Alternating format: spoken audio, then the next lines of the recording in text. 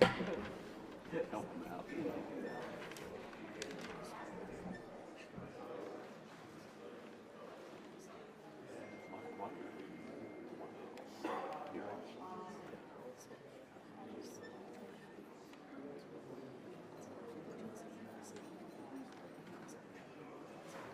You wonder what happened to my aunt.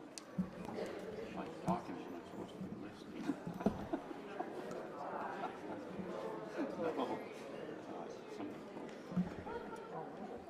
Good evening. Welcome to the community meeting for the Greer Fire. My name is Evan Burks. I'm a public information officer with Southwest Area Complex Incident Management Team 3. We really appreciate you all coming down here tonight, and I think we've got a great agenda for you. We value your time, so I'm just going to get right into it. But before we do that, I'm just going to update you on some stats. Fire is currently 20,324 acres. We have about 739 firefighters and personnel assigned, and it's 39% contained. So, thank you. So we put together a great meeting for you, and we're just going to get right into it because we value your time. And I'm going to bring up our incident commander, Matt Rao, for a few opening remarks. Good evening, everybody. As Evan said, I'm Matt Rao, incident commander for Southwest Complex Incident Management Team 3. We've been managing the fire here for the past 5 days. So I just wanted to lead out real quickly and let you all know that we have cooperatively made a decision today between Navapache Electric Co-op, Apache County Sheriffs, the Apache County Office of Emergency Management, us, U.S. Forest Service, the state, all of us together today, been really analyzing all this, and we feel like today's the day to let you repopulate. I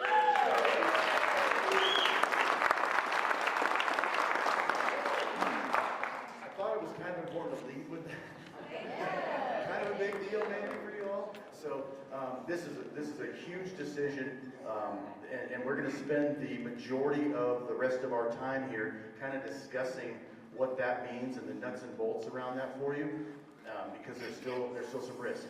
But I wanted to lead with that right off the bat so we can kind of just like set the tone for us all tonight a little bit, because we're all in really good spirits tonight. All of us up here have been working tirelessly to get you all back in your homes, and so we're super stoked to be here to talk to you tonight and let you know that good news. So I'll turn it back to you, Evan.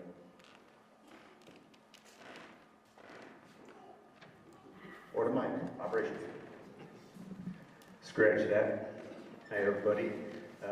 My name is Mike Wallace, and I'm field operations with Southwest Team 3.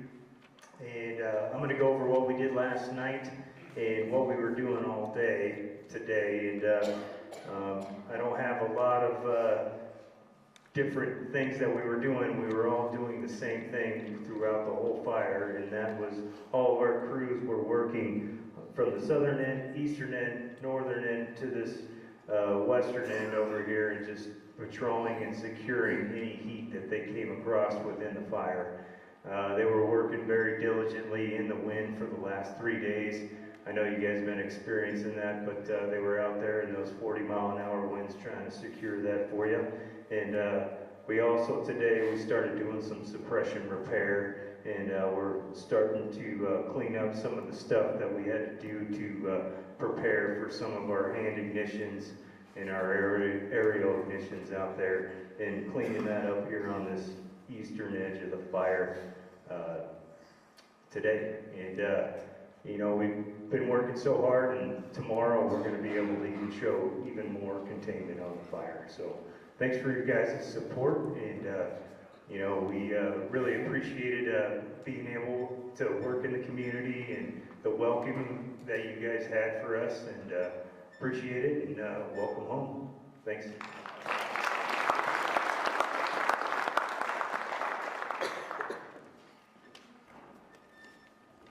Good evening, everyone. My name is Jacqueline. I'm a meteorologist with the National Weather Service. I think that the good news that I have for you this evening far outweighs any of the less ideal points of the forecast that we had to talk through tonight. So we have had some very windy conditions over the fire today and over the past several days as well. We saw wind gusts up to around 40 to 45 miles per hour today, but today is the last day of critical fire weather conditions that we're expecting for the next several days. So we do have high pressure moving in behind these critical fire weather conditions.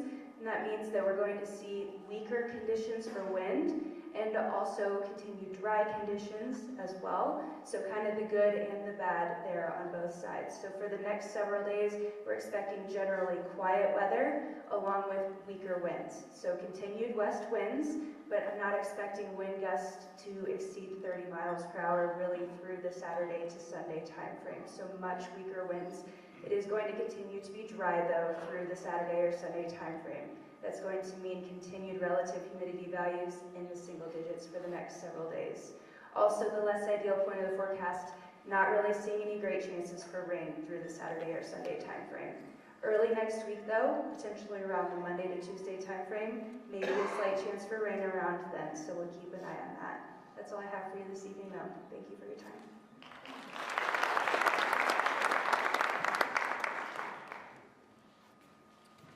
Hello everyone, I'm Sergeant Romo with Apache County.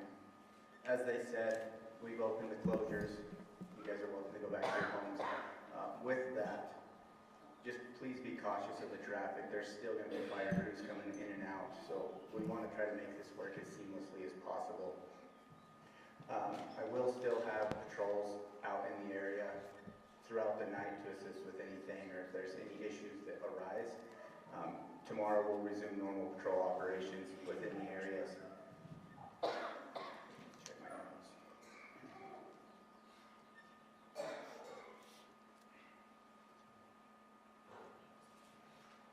Yeah, that's my main concern. Highway 261 is going to remain closed right now while they're continuing operations up there. It will be open to the residents that live up in that area. And if there's any issues that arise with that, let us know and we will figure it out as we get there, okay?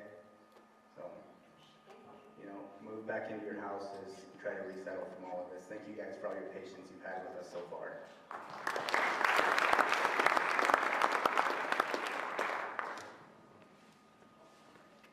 Good evening, Haley Nickel, Emergency Management.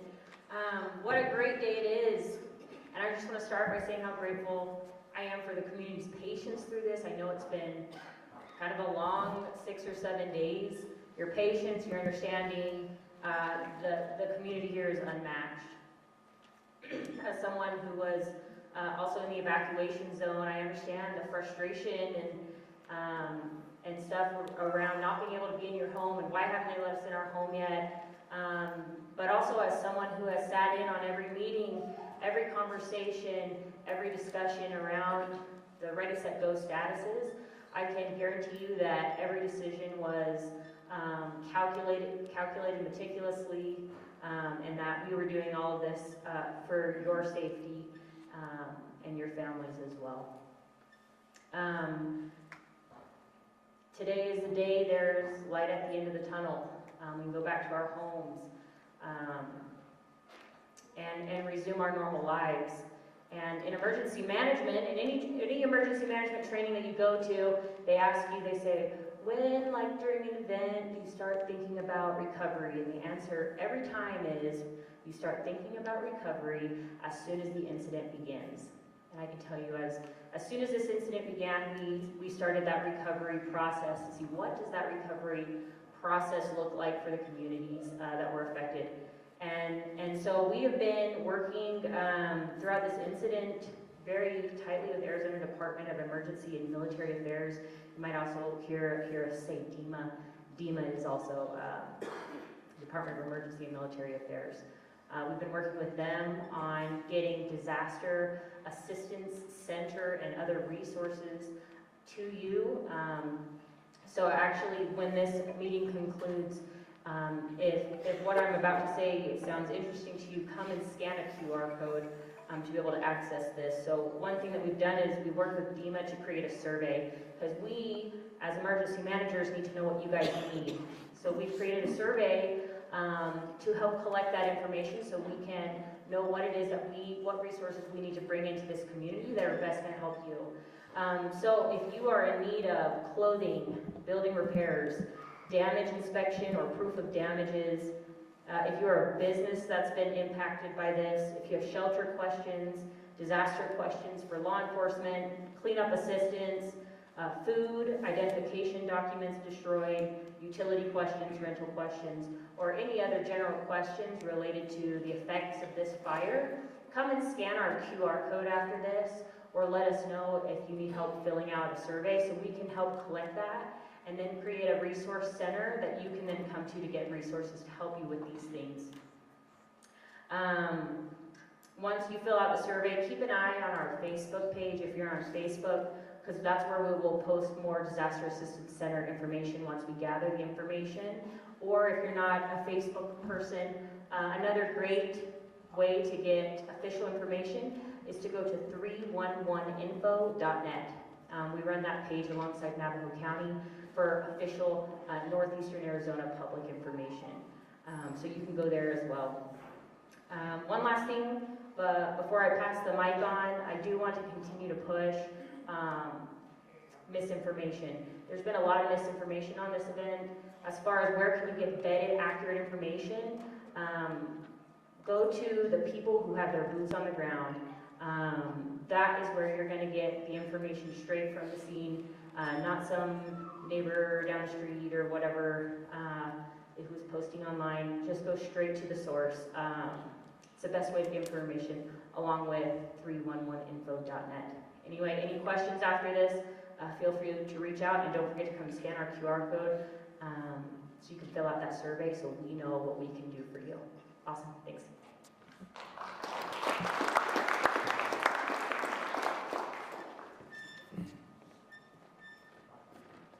Good evening. I won't take up very much of your time because I know all of you are eager to get back home. I just have a few reminders.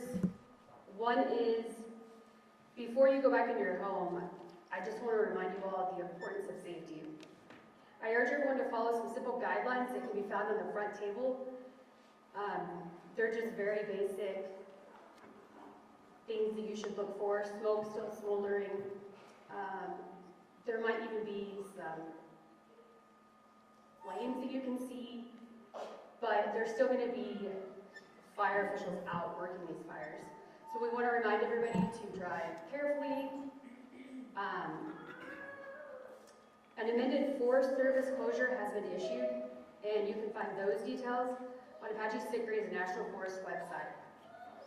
If you need assistance with cleanup, food, spoilage, yard waste, please contact our office. You can contact us through our Facebook, and then we can connect you with people who are willing to help. Also, we just want to remind everybody to sign up for RAVE. This is how these messages get out to people in emergency situations. And if you don't sign up, it makes it very difficult to get that vetted information. You can follow us on Facebook by using the QR code that's over here on our walls. Also, there will be dumpsters set out in Greer at the community center.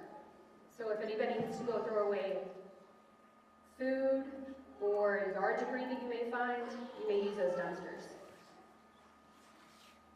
I'm sure all of us will be up here afterwards for questions if you have any, and that is all.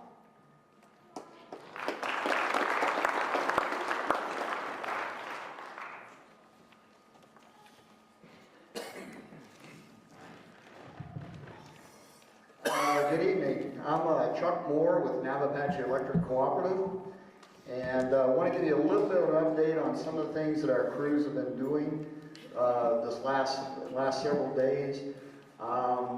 We de-energized everything in the area when the fire first started, so we want to make everything safe for the crews and the firefighting crews and make it as safe as possible. So it's been de-energized for that reason, so that they can get in and work. Any trees that are coming down or getting burned, they don't come down and hit the power line. So we've been trying to keep it as safe as we can to help the firefighting crews out.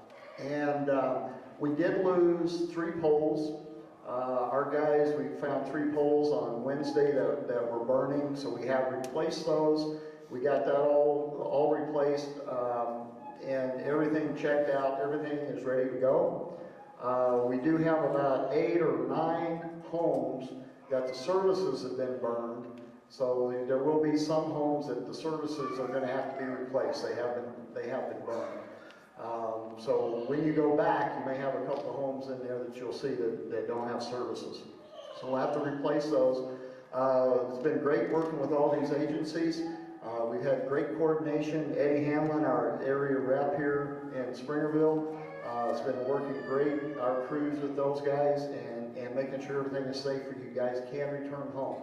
And as I was driving over from Lakeside, I got word that we got everything re-energized all the way through Greer, South Fork, all the way up to Big Lake and up to Sunrise. So everything is, all the power is back on. So if you go back home tonight, you should have your lights on. If not, check your services to make sure your service is okay.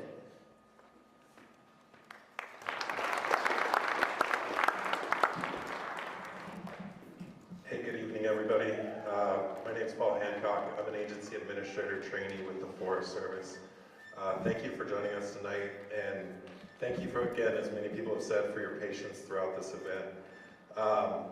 So folks know that, you know, we've rolled back the evacuations. We are still in set, you know, as somebody who's responsible for a fire and, you know, and the considerations and conversations that we have with the county and the team and that kind of stuff. You know, it's a difficult decision to weigh into how quickly and when can we go back, you know, when can we repopulate an area, that kind of stuff. And I appreciate the conversations that we've had over the last couple of days that be able to put us to this point to where, hey, look at that, you know, the conditions are right, the fire's in the right place, things are right in place that we need to be to get you all back into your homes. But that doesn't alleviate the danger. We still do have an active fire out there. As was mentioned, you're gonna see smoke. I drove it today. There's still stump poles out there that are smoking. So there's still a slight danger to the community. However, the risk is really low, and that's where everybody's feeling comfortable. Let's get you back in your home, that kind of stuff. So moving forward, what you'll see from us is, as was mentioned, we reduced the closure area. That's allowing us to get people back into the area that was closed, just in case the fire went there. It also, the smaller closure area is important because we do still have some suppression repair work that's occurring and will occur over the next few days as we ramp down with the team and get prepared to turn this fire back to the district. The other side of that, what we're also thinking about from an agency perspective is, as was mentioned also, is the long-term recovery of this. You know, we will be dealing with the fire effects and that kind of stuff for a long time. I can tell you what I saw looks really good in a lot of places, and I hope you see that tomorrow.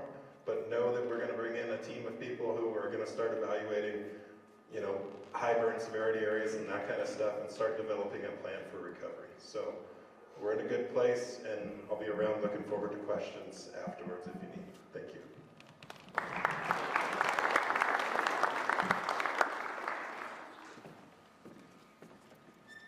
Hey, good evening all. Hope you guys were looking forward to seeing me again. I guess maybe not, but you know, I just want to say something. Thank you, Team 3, the Emergency Management, Sheriff's Office. These guys have been super engaged. They're in our pocket every day. These ladies down here, they spend a lot of time. I don't know how they were surviving, but they were up a lot. I saw them early in the morning, late in the evening, every day. So they're a part of the success that we've had so far. And I want to just paint a picture for everybody. You know, we got 20,000 acres up there on the hill that burned. If you think about what that looks like, think about an acre, just over an acre is a football field. How many football fields do we have up there? So think about the effort that was put in for these crews, and here's the challenge. They had 2 days to get as much of this fire as they could before we got 3 days of wind event. I don't know why you guys call this round belt. It should be wind belt. I tell you, and it's chilly. I got my jacket over here. But I'll tell you that the effort that was put up there, the night shift. Think about being up there on the hill. So picture yourself fishing out a big lake through the night, from 6 in the evening till 6 in the morning. How would that feel? Wind in your face, freezing, cold, in trying to get the job done. The night crews were out there, they were burning, they were getting around this thing, and the day shift was going out there and holding on to things during the day so that the night shift come back in, tag where they left off, and keep going. So think about 2 days that they went on Highway 261 all the way up to the 409 road and back behind that fire to catch it.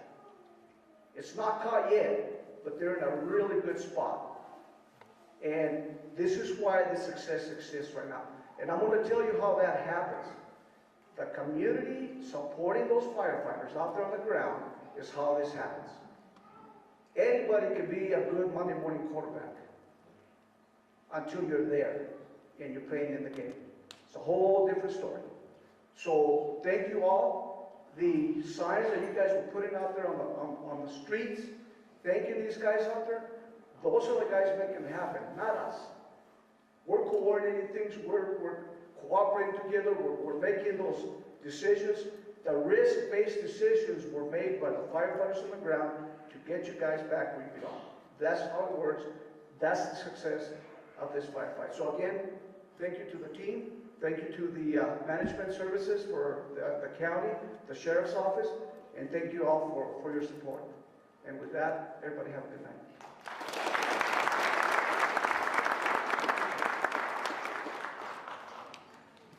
Thanks for that lead. I appreciate all those words. Okay, once again, Matt Rao, Incident Commander. We're going to wrap this thing up, but the last few pieces of key information for you. I want to just describe some next steps with the incident in our management philosophy and the strategy moving forward. So we led off by talking about the containment is up now to 39%. You can see on the map, that's the black on the map. What you'll see tomorrow is even increased containment. As we talked about, these are decisions that take a lot of thought and a lot of analysis, and especially when we're in a situation facing like 3 days of winds that were very similar to when this fire started.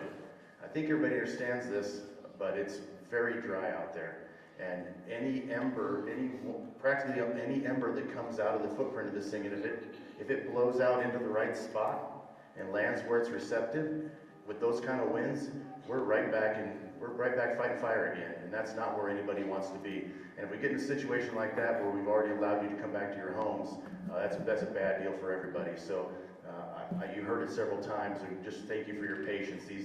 We don't take these decisions lightly. This is what we do, and we're doing it all for you guys. So in the days to come, as mentioned, you're going to see firefighting resources out around 24/7. So we're going to keep our night shift going for you because we know how this works. When people return back to their homes, like the first night you're there, you're going to see glows of fire still out on the hillside. You might even see stuff in the very near field of vision for you. We don't want you to be alarmed by that. We've got approximately 750 people on this thing that have been working tirelessly for a week. They've been out there, still out there right now, making sure that those hot spots and those embers aren't in a place that's going to affect you or your home or your ingress, egress, the power poles, etc. And so, again, that's a big part of how we get to a decision that we've made today. But you might see some things out there, and that's why we want to keep a presence out there even in the evening. So if you see something, we're not saying don't call it in, but the 911 system here can easily be overrun on these first couple of evenings where you get home and like, oh my gosh, I see a glow. It's right there on the hillside. I'm just going to tell you right now, you're going to see some glowing out there. The fire is not out. When we talk about containment, that's only like the very first step of us becoming secure and having the fire out. So containment means that we're pretty comfortable that the lines are going to hold and the fire's not going to expand from its current footprint. So I'm here to tell you that we do not believe that the fire is going to grow beyond this 20,324 acres that we're reporting right now, or we wouldn't be standing here right now talking about containment. You're going to see more containment tomorrow, and you're going to see more containment the next day, and as the future days come, you'll see containment until we get to a point where we're at 100% containment. Then there's a whole other phase. There's control. Control means, yeah, the thing is definitely not coming out of there. There's no embers that are gonna fly out from inside somewhere. It's all good. And then once we get through the control phase, then it's out. And for something like this, it's often that we won't call a fire like this out until the snow falls, or until you know, even through monsoons and beyond, till it really gets some good precipitation on it. So don't be surprised if you don't see this fire called out. If you ask one of your, you know, your local Office of Emergency Management folks or Forest Service or whoever, that the fire is not out yet, and that's intentional because these things take a long time to get out. So as saying that we don't think the fire is going to move around a little bit at all, there is still potential for individual flare-ups out there. You could see a little bit of smoke from the interior still, but again, those places have somewhat been identified to not be threats to the control lines. So, again, we appreciate your patience. It's going to take a little vigilance. We're not done yet. Firefighting resources are going to be in here for, I'm going to say, weeks to come, repairing all the bulldozer lines. The power companies being vigilant on keeping your power on and looking for threats to their power lines. This is going to be an ongoing process for some time. But we couldn't have done it without you. I want to just say a shout out to like Haley and a number of people that worked on this thing tirelessly, that were evacuated, showed up every morning, like as early as we were getting there, and worked till late at night to get to where we're standing here right now. So it's been an honor to come and serve you and help you get back in your homes and get you back on your feet. So thank you very much.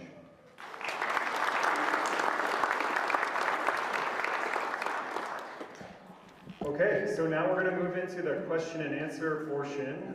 For those of you who have questions, I think we're going to have some microphones running around in the audience here.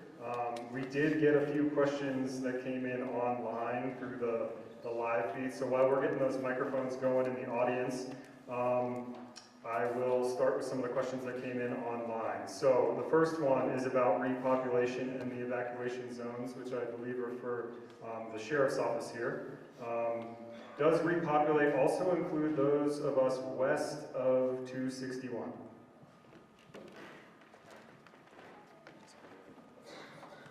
Yeah, so it does include everybody west of 261. So all of the evacuated areas, Greer, South Fork, and the school bus area of Eagar, and that's including the residences of Highway 261. The restriction has been lifted. You are free to go home to anywhere that was previously in the red, in the go zones. Those have all been rolled back to set, and they are currently open to you guys. Okay, I think we have some microphones out there now. Does anybody in the audience here have a question? Okay, let's start here. Is 260 open all the way? Yes, 260 Yeah. is open all the way. 260 is open. Okay, and everything south of 260 is open? Minus a small stretch on Highway 261 that's still being closed for work. Okay, so everything on 260 is open, minus a small stretch on 261. Yeah. So yes, all of Highway 260 is currently open. I'm sure everybody is familiar with Highway 261. When you first start up, you'll hit the first cattle guard. The closure is going to be about a quarter of a mile past that first cattle guard and all the way up to Highway 273. Okay, we had another question over here, gentlemen. Yes, you have a brown circle there. I guess you have it labeled H102, and that brown circle says it's a hot spot. You see it there? Brown circle, I'm looking for it. Operations maybe can help us. H102. What I'm seeing is purple. Oh, that's And- purple? Oh, Yeah. I'm colorblind then. Okay. Yeah, that's purple, and that is a huddle spot, and we put those in various areas on the fire line in case we, for medevac purposes and to shuttle people in and out of the fire. So how did you put the fire out? Did it just like burn itself out? It was a combination of a variety of things, that being one of them. The other one was us hand igniting across these dozer lines that you see here, as well as some of the Highway 261, kind of setting a back burn and letting it go into the main fire and consume the fuel. And then top of that, we had crews go behind that once that was cool enough to go in there and work it and make sure all those embers get extinguished so they don't blow across the line.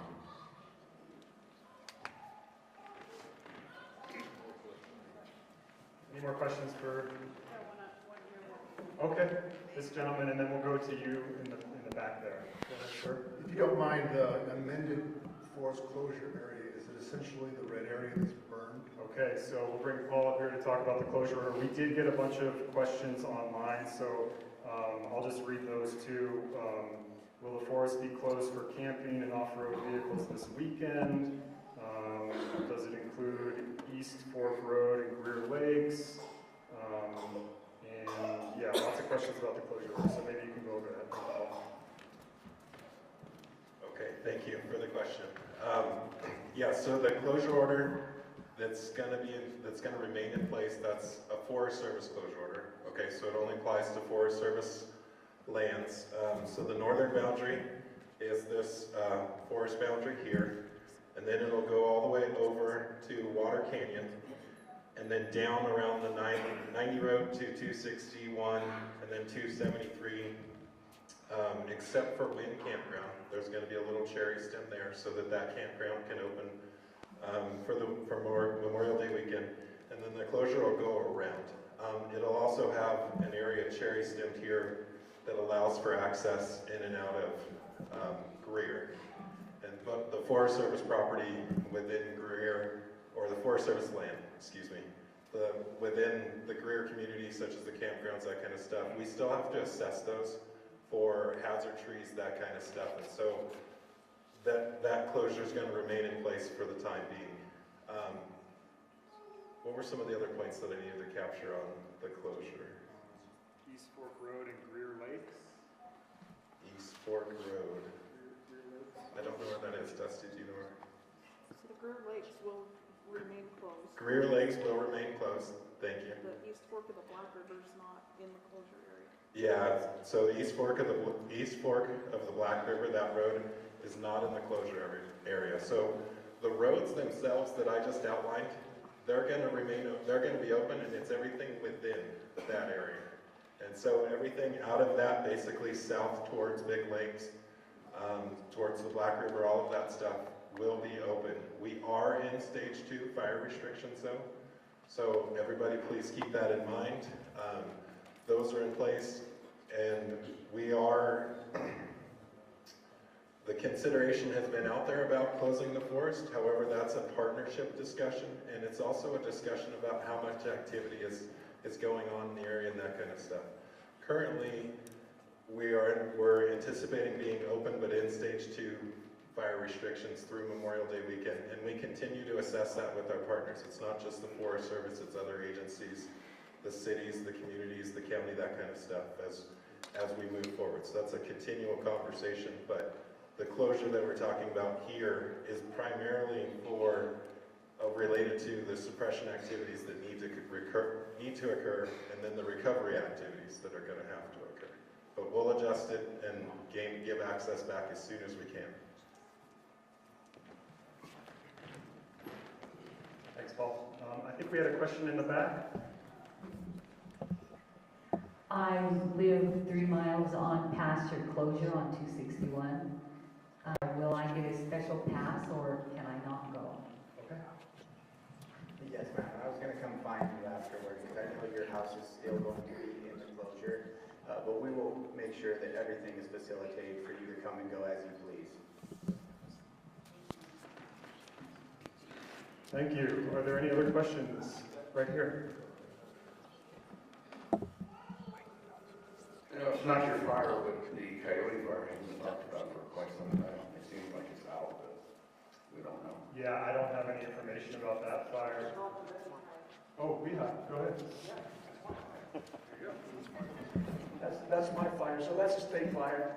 So that fire started on Sunday, a week ago, or a week ago last Sunday, and it burned 1,200 acres right across the hill, windy day. And one of the things that was advantageous to us was we were able to fly aviation on it, and kind of catch that eastern flank, and we're able to pick it up. I did have crews on it all week, just kind of sitting on it, watching it. There was some interior stuff still there. So we have that fire contained at this time. It's not controlled, but it is contained, and we've got it in monitor status. I don't know if that answers your question. All right, thank you. We did have one question that I think a lot of people probably want to know about. Any idea how long the bins for food and yard waste will be available at the community center? Or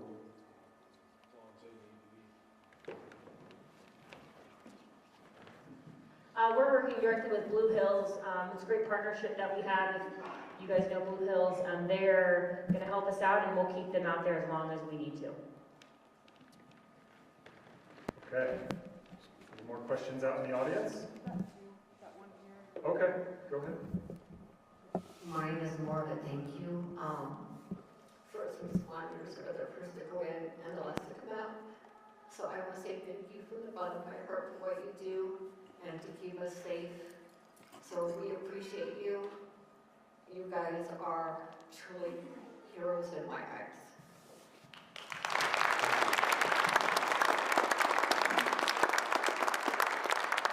This gentleman here. Is this Watch Duty app, is that a good app to kind of follow what's going on? Yeah, so Watch Duty is a third-party app. It is not official information, but they do follow our official information. So, you know, like somebody said earlier, the best place to get information is from officially vetted sources, which would be your local government or the incident management team working on the fire. I think there was another question that came in online. So if you own a lodge or business, since we are back to set, does that mean we are not allowed to have guests? Is this for residents and business owners only? We'll go to the sheriff's office here. So, as it sits, we're not trying to keep businesses from operating. We know that everybody has livelihoods and everybody has lives that they need to continue to run. The first few days, we're going to try to limit it to just public coming in right now to let them get a chance to get, or not public, but residents, to let them get reacclimated to life back in their neighborhoods. But as far as that, business can resume as usual, granted nothing changes on their end with anything. Great, thank you. Are there any other questions here in the audience? So we can go home now? Yeah.